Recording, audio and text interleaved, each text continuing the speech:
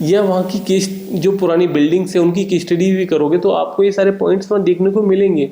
झरोखा क्यों बने वहाँ पे, वहाँ की क्लाइमेटिक कंडीशंस की वजह से हॉट एंड ड्राई में बने। किसी ने भी बियाक किया हुआ है उसने ये बुक एक बार तो पढ़ी होगी, और ये बहुत इम्पोर्टेंट बुक है। तो मैं इसमें से एक चैप्टर, छोटा सा टॉपिक कवर करूँगा आज।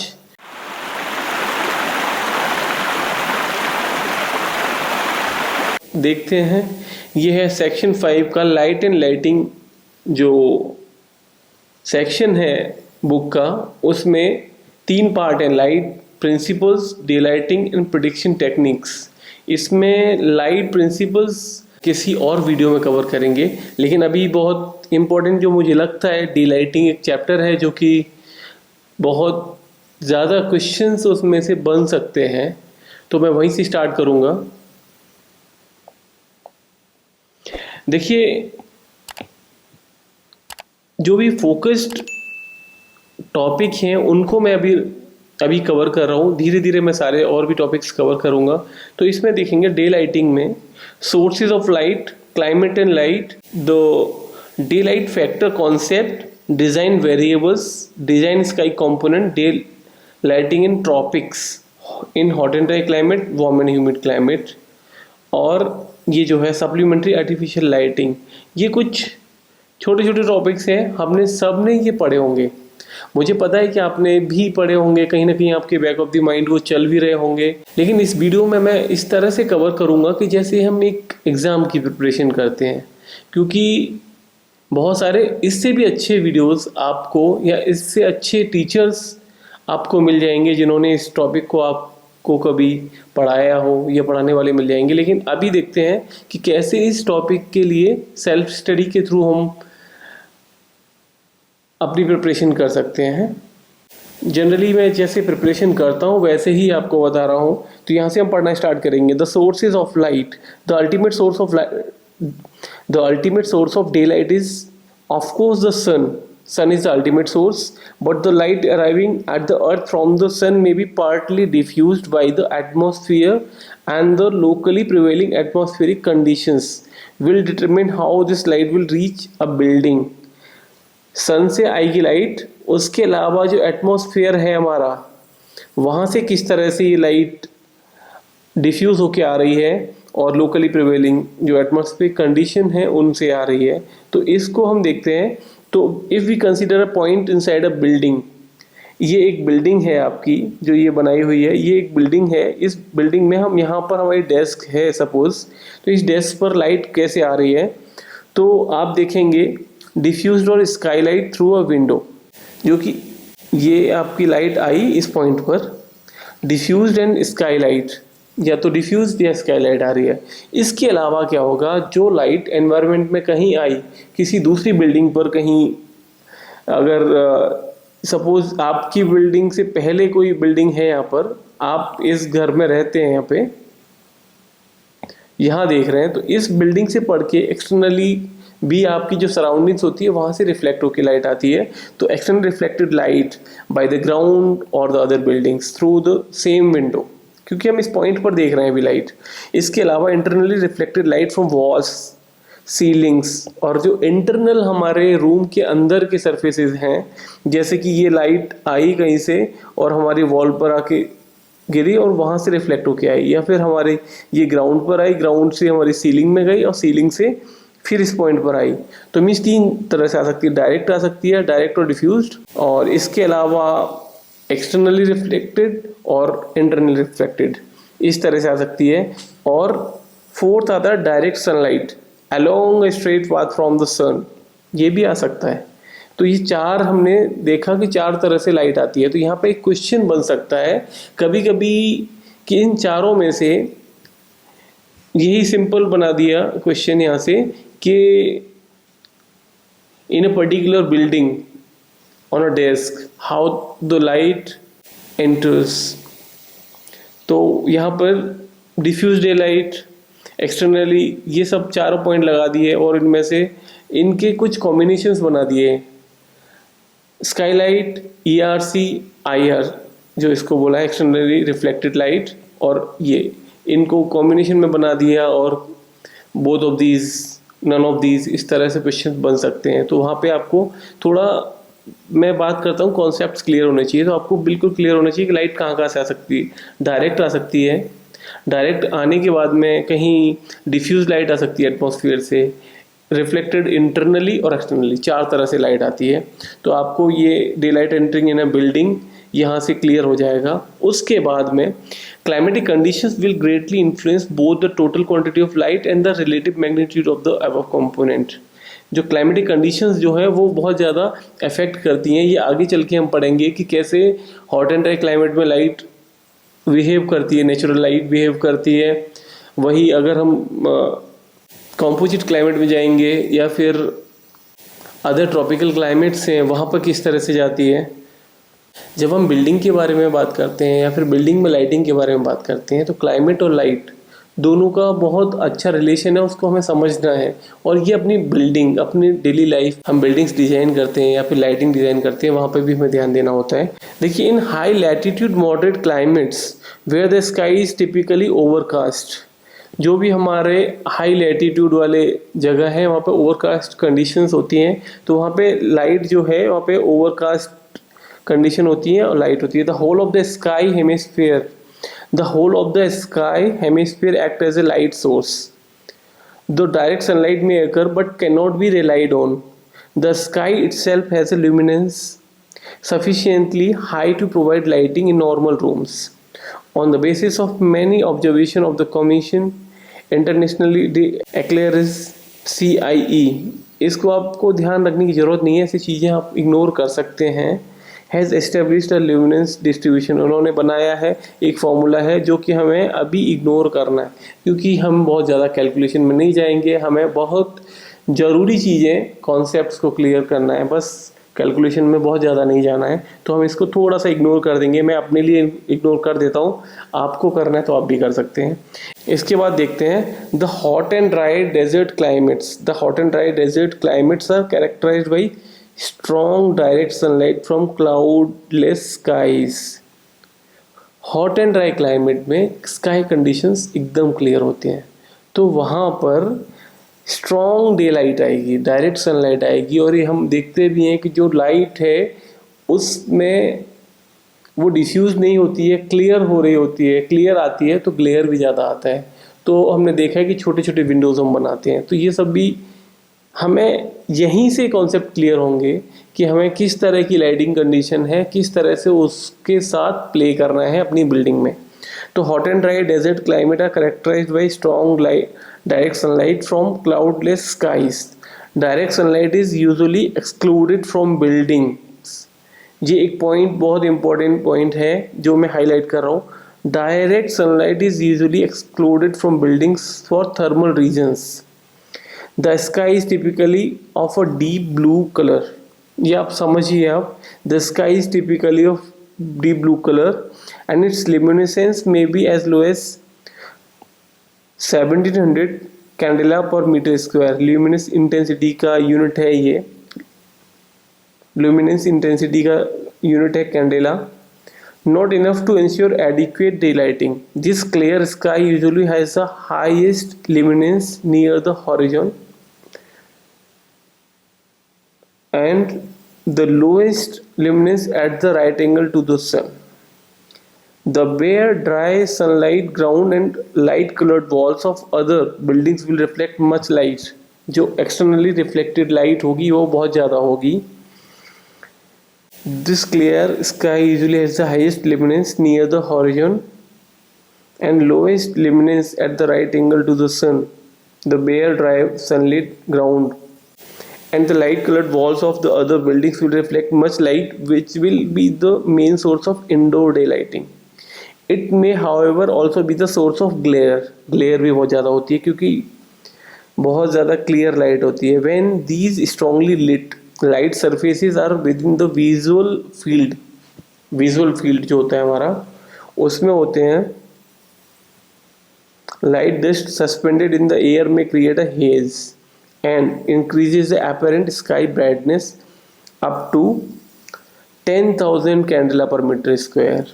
But the frequent heavy dust and sandstorms can reduce it below 850 क्योंकि hot and dry desert climate में डस्ट और सैंड स्टॉर्म्स भी होते हैं, तो उससे क्या होता है कि उसका जो लाइट का जो भी इंटेंसिटी होगा, ल्यूमिनस इंटेंसिटी, उसको कम कर देंगे। तो 850 कैंडेला पर मीटर स्क्वायर हो जाएगा लाइट।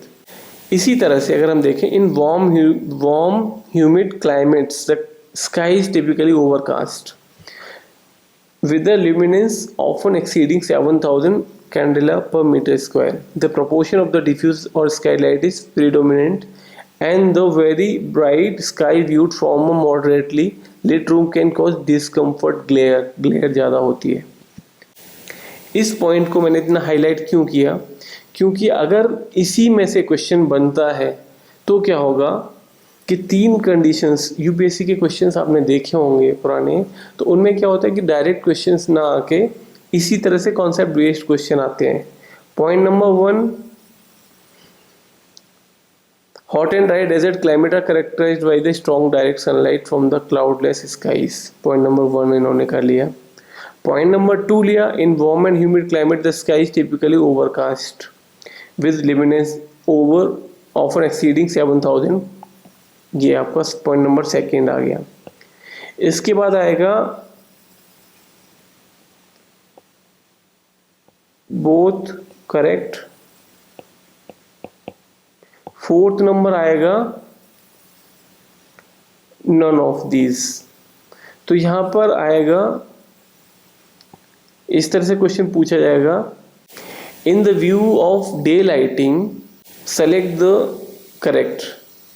The correct one. तो यहाँ पे आएगा 1 ये वाला पॉइंट, 2 ये वाला पॉइंट, 3rd नंबर ये, 4th नंबर ये। आपको अब क्या करना है, आपने अगर यहाँ तक ही पढ़ा हुआ है तो ये फर्स्ट वाला करेक्ट कर देंगे आप, क्योंकि आपने सेकंड वाला पढ़ा ही नहीं है। तो अगर सेकंड वाला पढ़ा है तो सेकंड वाले को करेक्ट करेंगे, लेकिन यहाँ पे आंसर आएगा बोथ ऑफ दिस, क्योंकि ये भी सही है, ये भी सही है। तो इसके लिए आपको क्लियर नॉलेज होनी चाहिए कि इसमें किस तरह से चीज़ें चेंज हो रही हैं। तो यहाँ पर इसलिए एक एक पॉइंट पढ़ना जरूरी है कि hot and dry desert climate में क्या होता है, वार्म एंड ह्यूमिड में लाइट किस तरह से प्ले करती है, तो उसको समझना जरूरी है। इसके बाद आता है, नेक्स्ट आता है the day light factor concept. Due to the variability of the outdoor lighting level,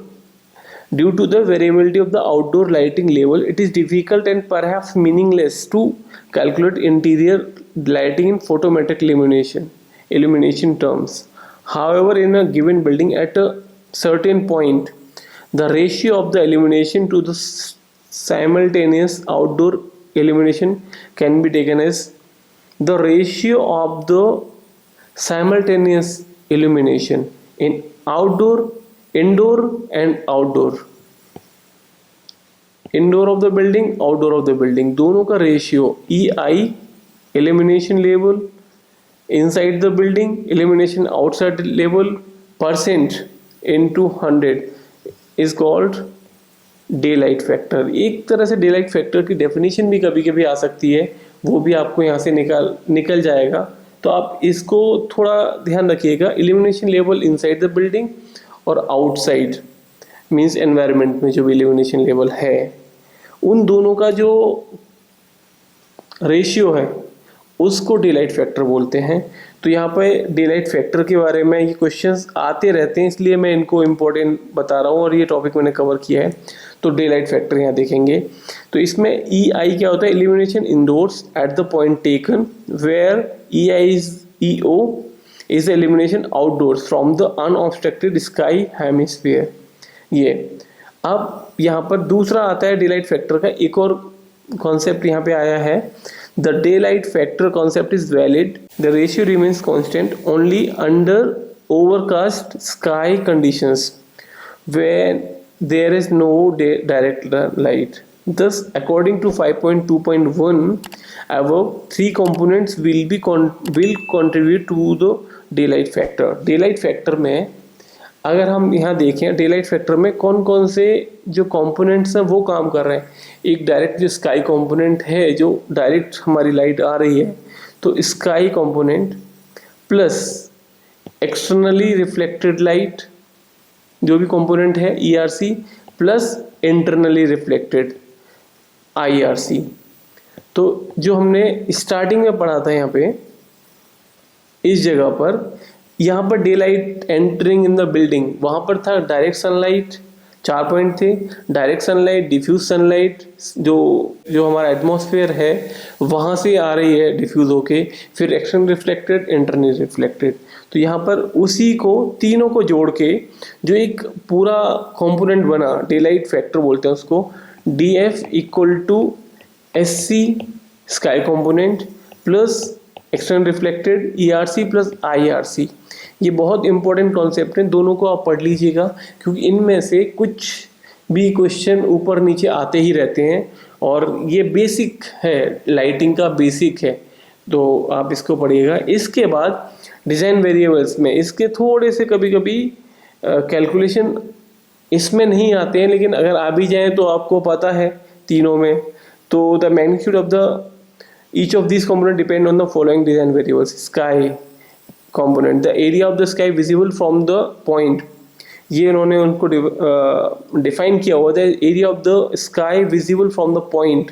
अगर हमने ये बिल्डिंग के अंदर यहाँ पर एक पॉइंट लिया और ये हमारी विंडो है, तो डायरेक्ट जो स्काई से विजिबल है वो हो गया sky component, and its average altitude angle, the luminance ये हो गया।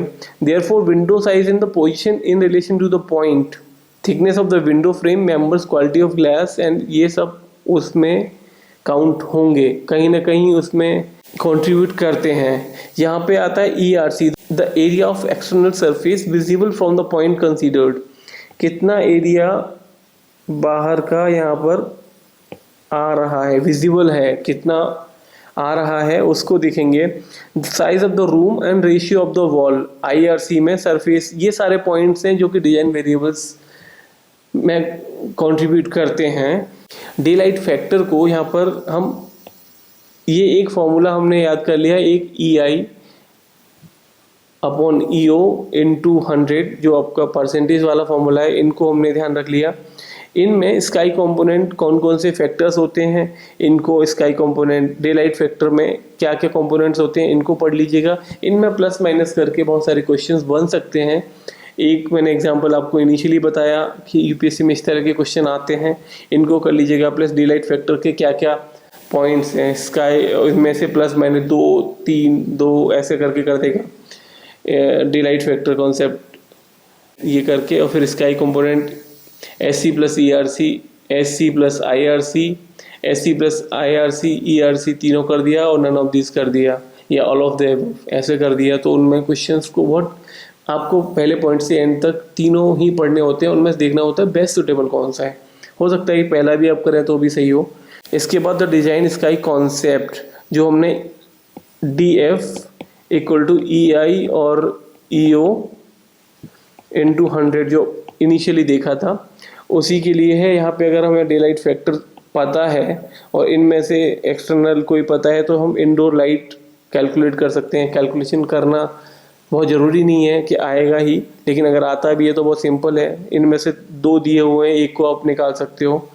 इसके बाद नेक्स्ट देखते हैं हम, इसी तरह से इल्यूमिनेशन लेवल उन्होंने बताए हुए हैं कि design in some typical design इसके illumination values in lux are, ये लंदन में रहेगा, सिडनी, ब्रिस्बेन, डार्विन, जो भी है आप देख लीजिएगा।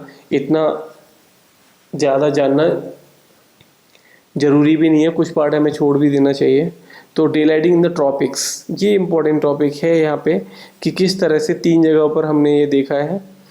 Day light in the tropics, the above method ensures adequate day light. ये होते कहाँ हैं ट्रॉपिक्स, इसके लिए हम स्टार्टिंग के कभी चैप्टर्स कवर करेंगे। तो जो भी हमारा ये ग्लोब है, ग्लोब में जो ये हमारा इक्वेटर है, इक्वेटर के बाद जो ट्रॉपिक ऑफ कैंसर और कैप्रिकॉर्न, उनके आसपास वाले एरियाज होते हैं, उनको हम ट्रॉपिक्स बोलते हैं। इधर उधर दोनों तरफ होते हैं, लगभग सिमिलर क्लाइमेटिक कंडीशंस होती हैं वहाँ पे। तो in the above method ensures adequate day lighting, ये हमने देखा। Even with the very low level of outdoor lighting, thus most of the time the specified illumination level will be exceeded. Physically physiologically this is advantages, visual efficiency is improved. जब light day lighting ज़्यादा होगी, वहाँ पे day light sufficient होगी, adequate होगी, तो physically क्या होगा, visual efficiency is improved and temperature and in temperate climates the psychological effect of such overlighting is likely to be an increased sense of well-being. Mentally आप enhanced रहते हैं, आप visual efficiency बढ़ जाती है, पॉजिटिव माइंड रहता है, ये समझेंगे. Bye contrast in warm climate both the physical and psychological effects would be disadvantageous due to the accompanying thermal radiation. Overlighting would mean overheating. इसको थोड़ा आप समझिए, अगर कुछ ना समझ में आए तो उसको स्किप भी कर सकते हैं, उसको दोबारा देख सकते हैं. तो इस तरह से अगर मैं इसको छोड़ भी देता हूँ तो मैं जब दोबारा इसका रिवीजन करने आऊँगा वहाँ पे इसको दोबारा देख सकता हूँ. तो इसके बाद इस तरह से ये point, the task in the problem of daylighting in tropical climates can be summarized as follows. ये कुछ इंपॉर्टेंट पॉइंट हैं. To provide adequate daylighting even if the windows are protected by the louvers and grills for thermal reasons. क्योंकि tropics में गर्मी भी बहुत ज़्यादा होगी तो लोअर्स वगैरह आप लगाएंगे. उसके बाद भी लाइट किस तरह से बिल्डिंग के अंदर आ सके, ये हमारे पास टास्क होता है जब हम डिज़ाइन कर रहे होते हैं बिल्डिंग्स को. To exclude from the visual field excessively bright light, बहुत ग्लेयर होता है तो उनको किस तरह से विजुअली कर्टेल किया जाए. तो इसके लिए हम क्या कर सकते हैं, आप सोचिए कि हम जो हमारा विजुअल फील्ड है, मीन्स अगर हम विंडो प्रोवाइड ना करें और वेंटिलेटर से लाइट ले लें या लाइट स्लैब यहाँ से लगाई, अगर ये हमारी विंडो है यहाँ पे, तो विंडो को हम पूरा पैक कर दें और यहाँ से वेंटिलेटर लगा दें और यहाँ से लाइट ले लें हम इनडायरेक्ट सनलाइट या डायरेक्ट सनलाइट यहाँ से ले लेते हैं, लाइट डे लाइट ले लेते हैं. तो इस तरह की चीज़ें हमें प्रोवाइड करनी होती हैं जो कि ट्रॉपिकल क्लाइमेट में जो बिल्डिंग डिजाइन कर रहे होते हैं उस टाइम पे. इन हॉट एंड ड्राई क्लाइमेट आप देखेंगे, हॉट एंड ड्राई क्लाइमेट में क्या होता है, direct sunlight must be excluded from building. Hot and dry में हमने पहले भी पढ़ा था ऊपर की तरफ, तो वहाँ पे क्या था कि हार्श सन होता है, बहुत ज़्यादा एल्यूमिनेशन लेवल होता है, सन जो है हॉरिजॉन पे होता है, तो direct sunlight must be excluded. Glare बहुत ज़्यादा होता है, the direct sunlight must be excluded from building partly for thermal reasons, partly as it would unavoidable create glare. hot and dry में glare होता है. स्काई कंडीशंस क्लियर होते हैं जो हमने पढ़े थे. तो ये सारे पॉइंट्स, इस तरह के बेसिक कॉन्सेप्ट्स क्लियर करना इसलिए भी ज़रूरी है, एग्ज़ाम के लिए नहीं, कभी आप बिल्डिंग डिज़ाइन करते हो उन जगहों पर या वहाँ की केस जो पुरानी बिल्डिंग्स है उनकी की स्टडी भी करोगे तो आपको ये सारे पॉइंट्स वहाँ देखने को मिलेंगे. झरोखा क्यों बने वहाँ पे, वहाँ की क्लाइमेटिक कंडीशंस की वजह से हॉट एंड ड्राई में बने. वहाँ पे छोटे छोटे लाइट या वेंटिलेटर्स बने, क्यों, हीट पास होने के लिए, लाइट ऊपर से आ जाए, इनडायरेक्ट लाइट आए, ग्लेयर ना हो. तो as windows in this climate tend to be small, windows hot and dry में स्मॉल होंगी. Not much sky would be visible from any point, आपका जो फ्रॉम इंडोर्स, क्योंकि हमने यहाँ पहले भी बात, विजुअल फील्ड है वहाँ से लाइट को कर्टेल करते हैं क्योंकि ग्लेयर होता है. On the other hand luminous of the sky near the horizon is greater and it may be the source of glare if not screened. तो हमें अपनी बिल्डिंग को स्क्रीनिंग भी करनी है. जाली जो बनी है, जाली हॉट एंड ड्राई में इसीलिए लगती है क्योंकि वहाँ पर हमें ग्लेयर को स्क्रीन करना है और लाइट भी अंदर लेनी है. Both the ground and the external surfaces of the other buildings are usually light coloured. White आपने देखी होंगी, जो भी इंडिया में, राजस्थान में जो बिल्डिंग बनती हैं जोधपुर वगैरह में, वहाँ पे वाइट कलर क्यों होता है, इसीलिए होता है. तो in the strong sunshine these may also create glare. Therefore, externally reflected light can only be used providing that great care is taken to avoid glare.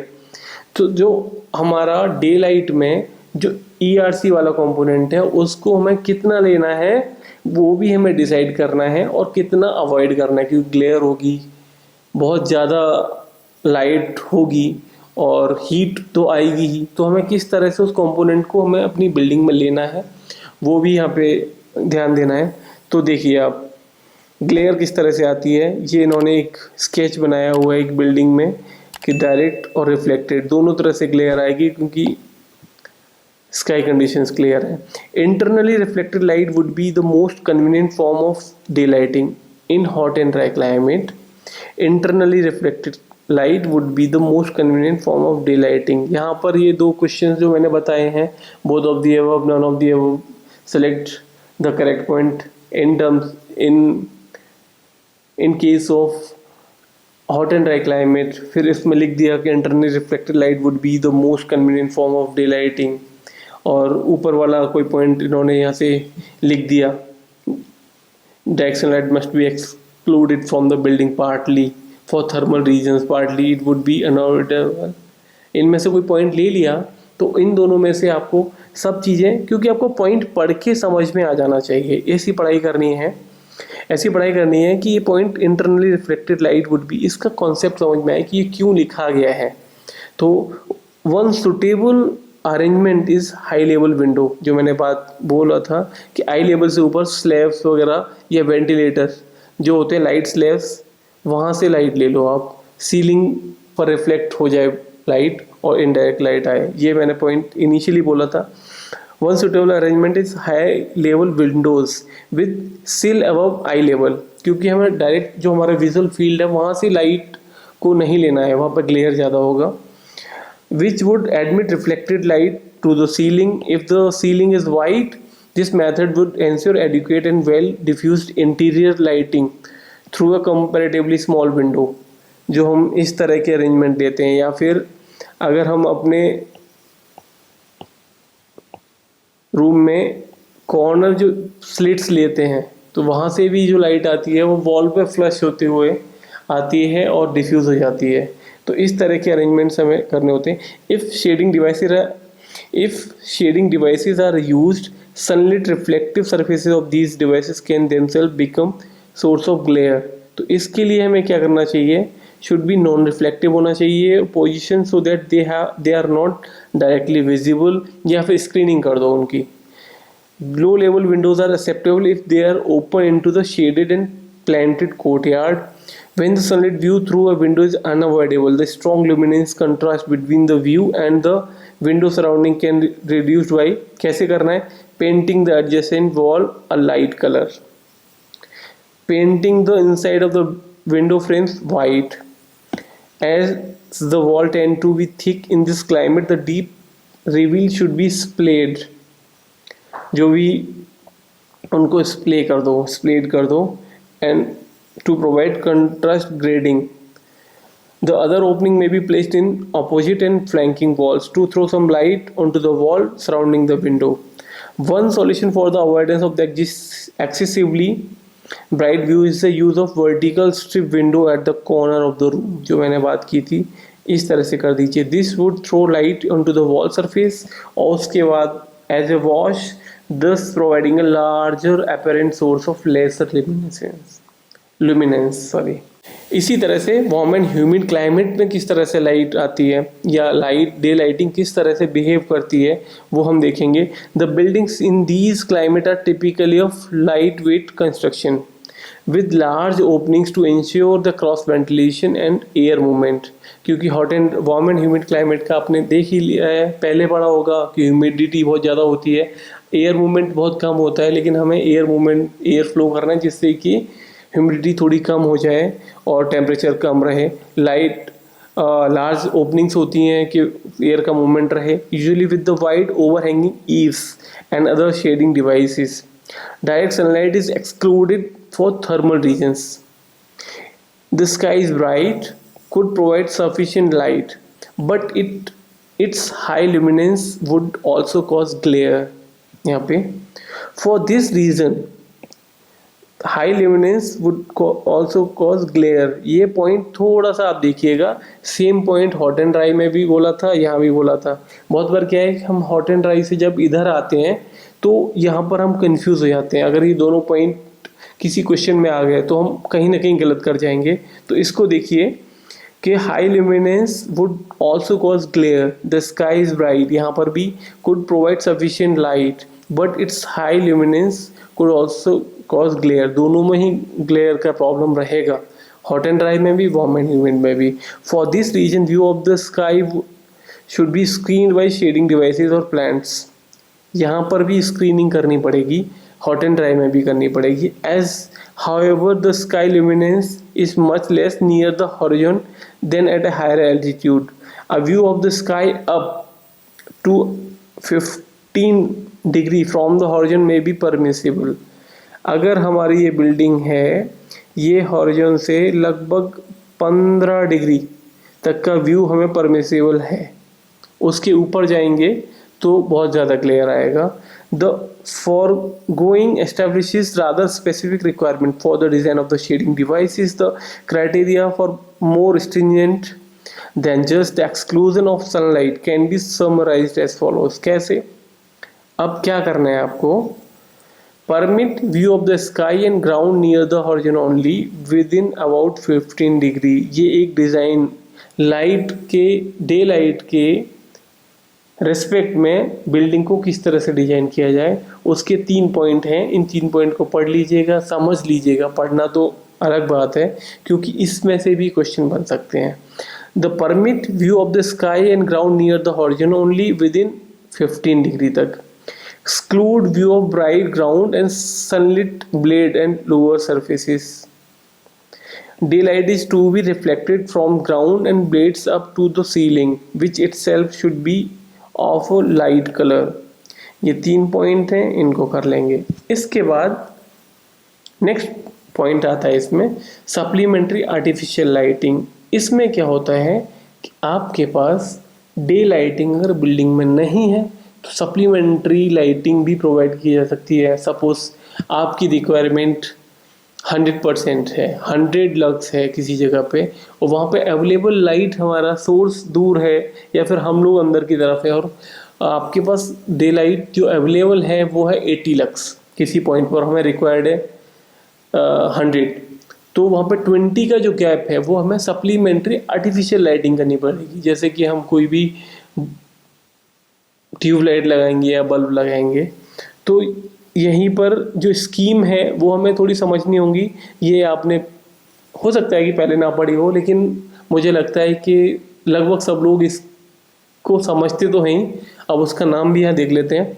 In moderate climates it is practically impossible to provide adequate day light. In moderate climates it is practically impossible to provide adequate day light factor 2 inside side rooms to a depth of greater than 3 times the window head height।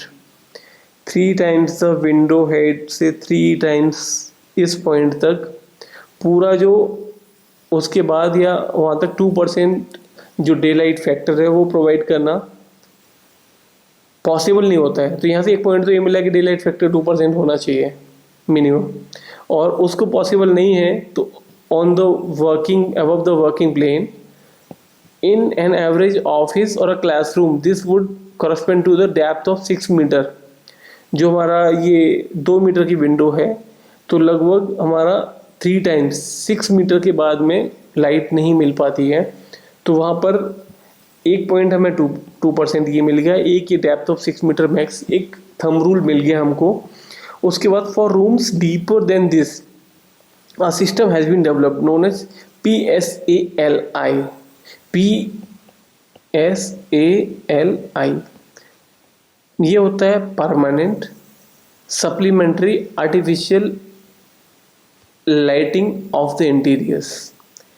ये direct भी आ सकता है कि इसके क्या क्या होता है, क्या इसका एब्रीविएशन है, ये आ सकता है।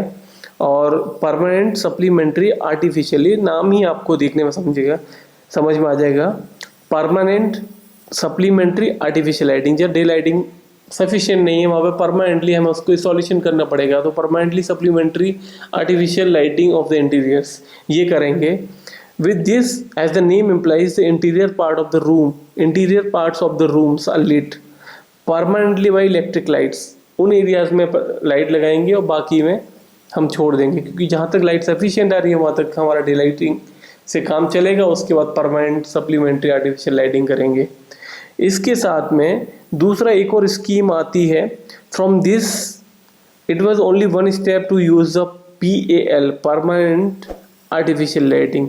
यहाँ पर डे लाइटिंग को बहुत बार क्या हम इग्नोर कर देते हैं, एकदम से अंधेरे वाला रूम बन गया है तो वहाँ पे परमानेंट आर्टिफिशियल लाइटिंग सप्लीमेंट्री नहीं है, क्योंकि आप डे लाइटिंग को यूज़ ही नहीं कर रहे हैं, आप इग्नोर कर रहे हैं, तो परमानेंट आर्टिफिशियल लाइटिंग। तो ये दूसरी स्कीम है। इसको भी आप पढ़ लीजिएगा, यहाँ 2 पॉइंट मिले, PSALI and PAL, permanent artificial lighting which ignores the day light all together. Permanent artificial lighting में हम इग्नोर कर देते हैं डे लाइटिंग को। आप इस कॉन्सेप्ट को भी क्लियर रखिए, क्योंकि अभी तक जो हमने डे लाइटिंग को किस तरह से रिएक्ट करती है और क्या क्या कंडीशंस आती हैं, किस क्लाइमेट में किस तरह से बिहेव करती है, कहाँ पे हम यूज़ कर सकते हैं, और permanent supplementary artificial lighting, permanent artificial lighting, दोनों को पढ़ा हमने, इसको हम कवर कर लेते हैं। इसके बाद में it has been claimed that the window being weakest point of the building, to critical point nearest और window are taken as standing, ये सिटिंग, ये लेते हैं। इसको हम परमानेंट आर्टिफिशियल लाइटिंग को पढ़ेंगे कि किस तरह से कैलकुलेशन किया जाता है। और इसके बाद में नेक्स्ट और लास्ट पॉइंट आता है इलेक्ट्रिक लैंप्स। ये हमने बहुत पहले भी पढ़े हुए हैं और इसमें भी देख लेते हैं, छोटा सा कवर किया हुआ है। 2 type of electric lamps are mostly generally used in the electric lighting, incandescent lamp, fluorescent lamps. अभी तो LED भी आ गए तो उनको भी काउंट कर लीजिएगा। इसमें थोड़ा सा देख लीजिएगा, वैसे आता नहीं है। In which a current is pass through a tungsten filament, जो पुराने वाले होते थे बल्ब, गोल वाले जो बल्ब होते थे होल्डर वाले, उनमें टंगस्टन होता था। फ्लोरेसेंट जो ट्यूबलाइट्स होते हैं हमारे, अभी LEDs आ गए हैं। तो इनका किस तरह से लाइट 5% आती थी, 95% हीट आती थी। फ्लोरेसेंट में 21% हीट, लाइट 79% हीट होती है। ये पॉइंट देख सकते हैं। इसके बाद if it is decided to use PSALI in hot and dry climate, the heat produced by the electric lighting will increase the indoor temperature। ये आपको ध्यान रखना है, क्योंकि अगर आप में से इनमें से कोई भी आप यूज़ करोगे, चाहे इनकैंडेसेंट लैंप यूज़ करते हो या फ्लोरेसेंट लैंप यूज़ करते हो, तो जो ये हीट, ये वाला पार्ट है, वो भी एक तरह से हमारे पास, क्योंकि टेम्परेचर हॉट एंड ड्राई में टेम्परेचर ऑलरेडी ऊपर होता है, और ये और ऐड करेंगे तो इसका भी ऐड हो जाएगा। तो हमें ट्राई करना है कि हमें डे लाइटिंग से काम चले, क्योंकि लाइट तो वहाँ पे एविडेंस में ग्लेयर है, उसको किस तरह से ट्रीट करना है वो हमें देखना है। तो यहाँ पर ये टॉपिक कवर कर लिया है हमने, और इसको मैं बोलूँगा 3-4 दिन बाद रिवाइज कर लीजिएगा। इसमें कुछ ज़्यादा नहीं है पॉइंट, लेकिन एक तरह से आपको एक आई ओपनर हो गया है कि डे लाइट को किस तरह से यूज़ करना है, डे लाइट फैक्टर क्या होता है, आर्टिफिशियल लाइटिंग किस तरह से होती है, क्लाइमेट्स में, डिफरेंट क्लाइमेट्स में जो लाइटिंग है वो किस तरह से होती है, और किस तरह से उनको हमें अपनी बिल्डिंग में यूज़ करना है। लूवर्स लगाने हैं, साइड विंडो लगानी है, ग्लास स्लैब लगाना है, स्लैब रिफ्लेक्टेड लाइट स्लैब बोलेंगे उसको, लाइट स्लैब लगानी है। ये सब चीज़ें हमें याद रखनी है, और बहुत सिंपल चीज़ें हैं ये। तो इस चैप्टर को यहीं क्लोज करते हैं, और नेक्स्ट चैप्टर में हम ऐसा ही कोई इंपॉर्टेंट टॉपिक देखेंगे। तो अपने चैनल को सब्सक्राइब नहीं किया है तो चैनल को सब्सक्राइब करिएगा, और बहुत सारे और भी टॉपिक्स मैं लेके आता रहूँगा। जब तक के लिए धन्यवाद।